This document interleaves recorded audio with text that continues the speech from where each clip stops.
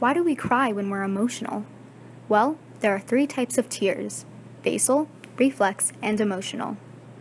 Basal tears are lubricating tears, so every time you blink, you're crying basal tears. Reflex tears are protective tears for when there's something in your eye or when it's really windy. Reflex tears are also triggered by pain. Emotional tears are pretty much self-explanatory, but here's what's happening in your body when you get emotional. Most people cry when they're sad, but also do when they're happy. Whenever there's a large amount of a certain emotion, your fight or flight response is triggered. After that, the lump you feel in your throat is called a globus sensation from the muscle tension from the fight or flight response. The response for emotion is crying because there's a neuronal connection between the lacrimal gland, or the tear duct, and areas of the human brain involved with emotion. Emotional tears even have a different chemical composition.